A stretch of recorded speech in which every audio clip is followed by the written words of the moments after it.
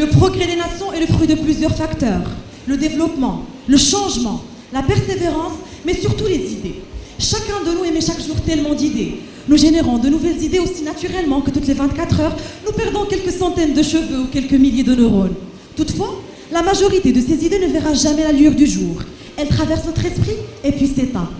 À Enaxas et NCG Kenitra, nous avons fait de la concrétisation des idées notre vocation.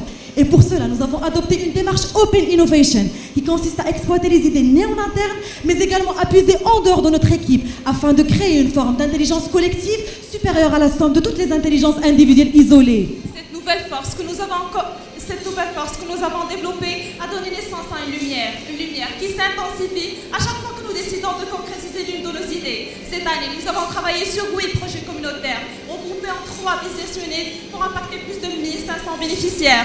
Aujourd'hui, nous vous présentons une regroupée sous le thème du développement durable sur des bases entrepreneuriales. Mesdames et messieurs, permettez-nous de vous montrer comment la lumière de nos idées nous a permis de concrétiser notre premier programme de développement Tire Cycle. Au premier abord, c'est un pneu usé qui a servi autrefois à parcourir des distances. Or, une fois jeté dans la nature, il serait impossible d'établir une durée de décomposition de cette matière, car il s'agit d'une matière non dégradable. Pire, des enquêtes ont été menées par la province de Kenitra, démontrant qu'il existe des chantiers où l'on incinérait des pneus pour extraire des fils de cuivre, source d'une poussière noire qui envahit la ville depuis pas mal de temps et qui a fait couler beaucoup d'encre dans les médias. Une poussière très dangereuse qui pourrait être à l'origine de plusieurs maladies respiratoires et représenterait un danger sur la santé publique. La situation ne fait qu'empirer, puisque le Royaume importe annuellement plus de 35 000 tonnes de pneus. Ajoutez-y 60 000 à 70 000 véhicules importés. Alors comment faire face à ce danger qui nuit à l'écosystème de la nature et comment trouver une solution à cette problématique environnementale majeure? Nous, Enaxas et NCG Kenitra, estimons qu'il n'est plus le temps de sonner l'alarme, mais plutôt d'agir. Mais avant d'aller plus loin, permettez-nous de vous raconter une histoire. L'histoire de Younes, un jeune handicapé doté d'une grande ambition, mais d'une capacité limitée, lui freinant l'accès à plusieurs emplois. Younes pense qu'il est prisonnier du chômage, un cauchemar qui le pousse à croire qu'il ne pourra jamais avoir un revenu stable, qu'il ne pourra jamais fonder une famille. Younes ne savait pas comment aller de l'avant et laisser son passé derrière lui. Notre grand défi est alors d'immobiliser ce passé qu'il hantait pour construire un futur meilleur. Pour ce faire, notre équipe a mené une série de formations sur l'intérêt de la création d'une activité génératrice de revenus, sur les activités ayant le plus d'attrait sur le marché et sur la cohésion du travail en équipe. Ces formations ont permis à Younes, Saïd, Moustapha et 7 autres bénéficiaires dans les mêmes conditions d'avoir confiance en eux et de trouver en leur union une échappatoire à leur situation. Les meubles de décoration ont suscité l'intérêt de l'ensemble de nos bénéficiaires. Ils ont trouvé que ces objets combinent entre créativité, simplicité et beauté.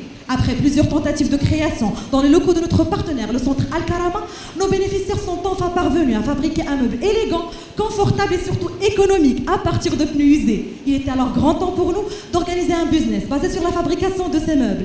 Nous les avons donc formés à maîtriser ce métier, à lancer leur business et à commercialiser efficacement leur création. La formation au métier de la production des meubles à base de pneus usés s'est déroulée en 3 phases clés.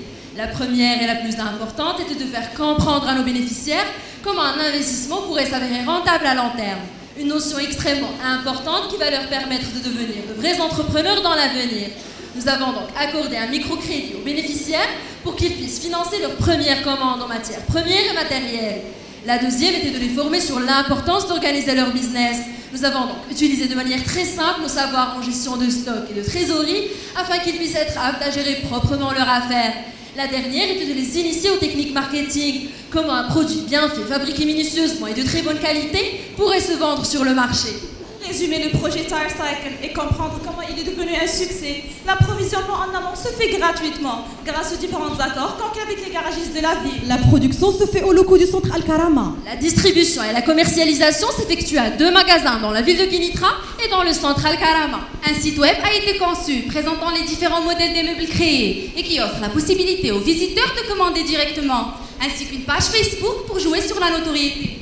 À ce jour, Younes et ses collaborateurs ont pu recycler plus de 600 pneus en seulement 5 mois et sont parvenus à vendre leur création à un prix moyen de 350 dirhams. Sachant que le coût de revient est estimé à 40%, ils arrivent donc à générer une marge bénéficiaire de 60% sur chaque pièce. Un bénéfice record qui leur a permis durant cette période de générer un revenu mensuel moyen de 2500 dirhams.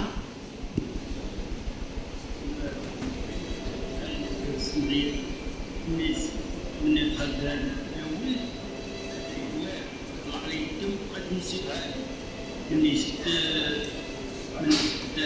من الصغير صافي دخلت لي في قلبي اللي عوال علاش ما عنديش والدي ولا Younes a enfin retrouvé le sourire. Il a pu payer son traitement très coûteux, s'acheter de nouveaux habits et même un smartphone. Tire Cycle ne s'arrête pas là. Notre équipe a lancé une étude benchmark afin de contacter les associations potentiellement intéressées par notre business model pour l'implanter dans d'autres communautés dans les années à venir. Grâce à notre engagement, nous avons permis à 10 personnes à mobilité réduite de structurer un business basé sur la transformation d'un réel danger environnemental qui effraie la population locale. Tire Cycle, c'est un chiffre d'affaires de 42 000 dirhams. Tire Cycle, c'est 1600 heures de travail. Tire Cycle, c'est 600 pneus réutilisés. C'est ainsi que nous avons été porteurs de valeur économique, garants du respect de la nature et contributeurs de l'entraide sociale. Mesdames et messieurs, permettez-nous de vous montrer comment la lumière de nos idées nous a permis de concrétiser notre deuxième programme de développement, Emelkis. À 27 km de la ville de Rachidia se situe la Zawiya d'Emelkis, un village abritant plus de 20 000 paysans, doté d'une beauté naturelle à couper le souffle et de ressources très importantes. Au cours des décennies, plusieurs familles ont développé un savoir-faire. Chaque famille dispose de quelques hectares de dattes ou d'olives. Le revenu dégagé par la vente de récoltes représente la seule et unique source de revenus pour eux. Les familles sont confrontées à plusieurs difficultés. D'abord, ils n'ont ni les savoirs ni les moyens nécessaires pour valoriser leurs produits et les commercialiser, ce qui les amène à vendre ces derniers en vrac à quelques coopératives de la région. Mais celles-ci ne demandent que des quantités largement inférieures à l'offre des villageois. Cette demande restreinte a créé une concurrence acharnée entre les familles du village et les pousse à vendre leurs produits à des prix très bas afin d'écouler leur production abondante. Mais ce n'est pas tout. Le problème se répercute sur les relations qu'entretiennent les villageois entre eux. La jalousie et la haine freinent le développement du village. Le taux de pauvreté de la région, quant à lui, est l'un des plus élevés du royaume. Il y a une absence totale des activités génératrices de revenus et chaque jour, plusieurs jeunes abandonnent leur village pour les villes du Nord, cherchant un avenir meilleur. Après avoir cerné la problématique du village et après plusieurs réflexions et brainstorming, nous sommes parvenus en collaboration avec le Centre régional d'investissement de Mknesta Villette de proposer un modèle économique capable de donner une nouvelle vie au village. Le premier pas était de donner un cadre juridique à cette nouvelle entité qui regroupera tous les membres du village. La forme de coopérative s'est avérée la plus propice. La nouvelle coopérative proposera des produits spécifiques de la région et surtout le produit phare de Jnane Emelkis. Un café à base de noyaux de dattes, issu de la réutilisation de ces noyaux jetés autrefois dans la nature et que nous avons initié avec la coopérative Sigil Vincent en 2012. Un produit innovant, décaféiné et très bénéfique pour la santé. Le succès de ce dernier a suscité l'intérêt des familles du village qui ont voulu elles aussi bénéficier d'une telle structure. Grâce à ce modèle prometteur et après plusieurs négociations avec les représentants de famille, les villageois vont laisser de côté leurs conflits pour travailler sur un seul objectif, accélérer le développement de leur village. En parallèle, diverses formations portant sur la gestion de stock et la gestion de trésorerie ont été réalisées au profit des bénéficiaires afin de leur permettre de gérer leurs projets comme il se doit. Une grande partie de ces formations a été assurée par nos anciens bénéficiaires spécialisés en la production du café à base de noyaux de dattes, apportant ainsi leur expertise en matière de production et de commercialisation en faveur du développement de la nouvelle entité. Toujours dans la même optique et pour lutter contre l'exode rural, nous avons pensé à intégrer un maximum de bénéficiaires dans ce modèle économique. C'est pourquoi nous avons soumis 2 dossiers soigneusement à l'INDH qui ont été approuvés, qui portent sur l'implantation de nouvelles activités génératrices de revenus affiliées à la coopérative. Grâce à une stratégie marketing basée sur les études de marché et les benchmarks réalisés, nous avons pu concevoir une marque propre à la coopérative qui, en notre sens, va distinguer le portefeuille des produits qui seront commercialisés sous le même nom de marque. Notre objectif étant de rendre la marque Jnane Emelkis une marque d'authenticité et de grande qualité. Pour prouver à nos bénéficiaires qu'ils peuvent désormais être compétitifs et gagner plus de parts de marché, nous les avons armés avec les 3 stratégies du modèle Delta. La première est celle du verrouillage du système. Tous les processus de fabrication se passent dans les locaux du village. La coopérative a signé des contrats exclusifs avec des revendeurs et livre directement ses produits via ses véhicules de transport. La deuxième est celle du meilleur produit. Pour se distinguer, il a fallu miser sur la différenciation. C'est pourquoi la coopérative propose en exclusivité des produits innovants, tels que le café à base de noyaux de dattes. La troisième est de donner la meilleure solution client. Nous avons incité les membres de la coopérative à mettre en place de multiples points de vente dans plusieurs sites touristiques afin d'établir une relation directe avec leurs clients, leur garantissant ainsi un service meilleur. Dans la même optique, une page Facebook et un site web ont été créés et ont permis une communication directe, efficace et fluide.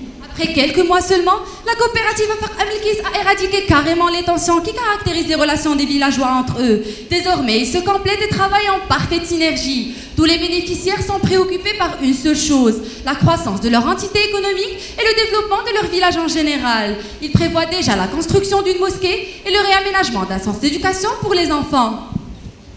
Le programme de développement Amilkis a permis de transformer des récoltes vendues en vrac à des prix très bas en des produits valorisés et très demandés. À titre d'exemple, quelqu'un qui vendait 30 litres d'huile d'olive pour 1500 dirhams peut désormais générer 25 dirhams de plus sur chaque litre vendu, réalisant ainsi un revenu de 2250 dirhams, soit une augmentation de 50% de ce dernier. Et ce sur seulement un seul type de produit, sachant que la coopérative commercialise 10 produits. Les bénéfices, quant à eux, sont partagés de manière légale, suivant les parts et les apports de chaque adhérent.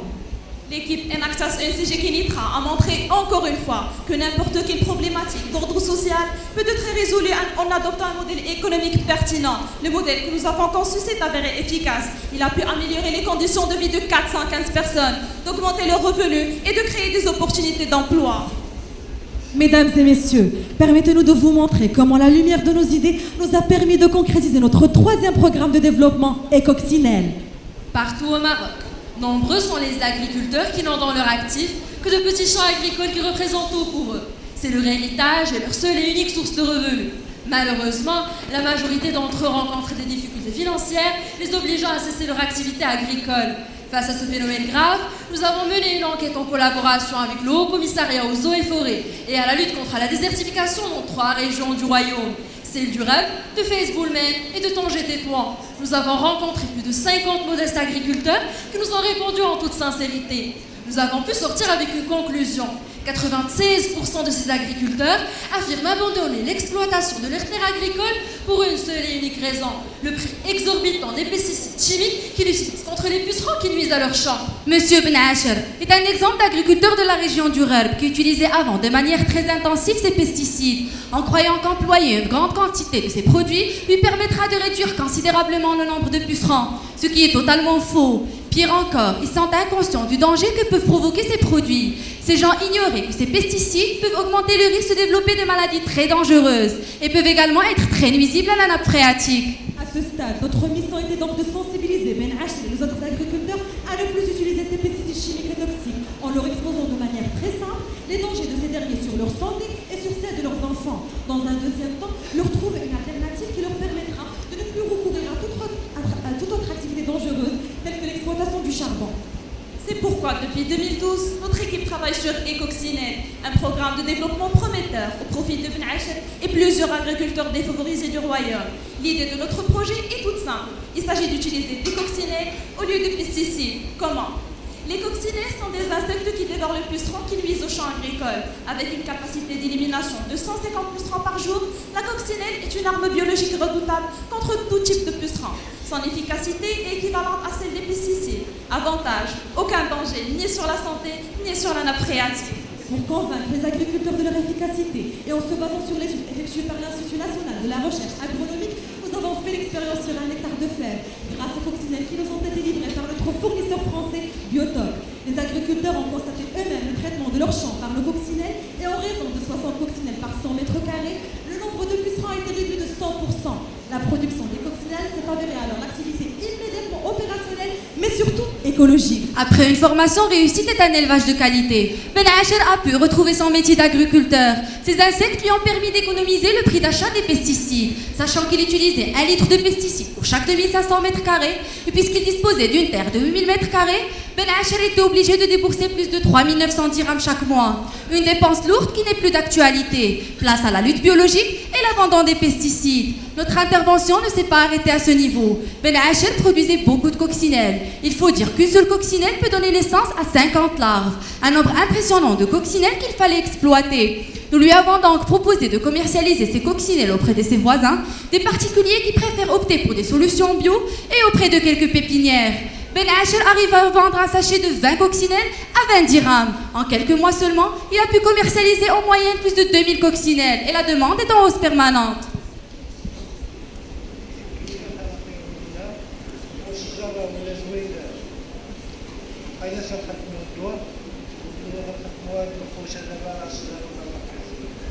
Grâce à Ecoccinelle, Ben Acher a retrouvé sa terre agricole, a tiré bénéfice de ses récoltes qui lui engendrent de très bons résultats, sans recourir aux pesticides chimiques, économisant ainsi plus de 3800 dirhams par mois. Et ce n'est pas tout. Grâce à la commercialisation de ces coccinelles, Ben Acher parvient à gagner un revenu supplémentaire de 2000 dirhams.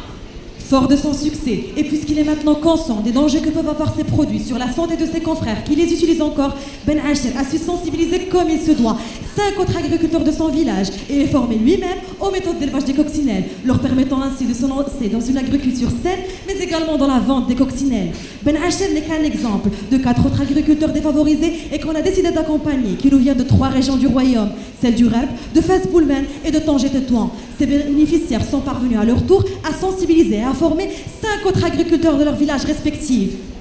Le programme Ecoccinelle a permis d'améliorer les conditions de vie de 480 personnes, d'augmenter le revenu de 145%, de créer une agriculture 100% sans pesticides et de protéger la vie de milliers de consommateurs de produits agricoles.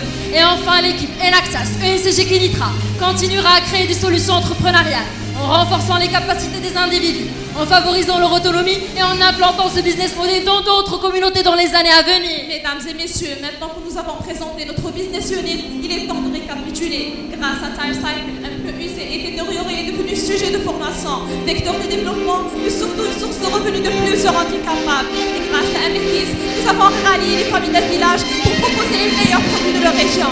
Et grâce à une armée de petites coccinelles, nous avons non seulement créé une activité génératrice de revenus, mais assuré une agriculture sans pesticides. C'est ainsi que la lumière de nos idées, la complémentarité entre nos projets nous permet de créer de la valeur positive. Une valeur qui n'aurait jamais vu le jour sans l'implication d'une équipe jeune, solidaire et motivée pour atteindre ses objectifs. Nous bénéficions également de coaching menés par des experts venus des plus prestigieuses universités françaises et américaines et qui ont été séduits par nos projets. Et nous organisons des team building réguliers qui favorisent l'échange et le développement de l'esprit d'initiative. Nos idées nous définissent, nous sommes la lumière de l'optimisme et l'innovation, Du développement, du changement. Nous sommes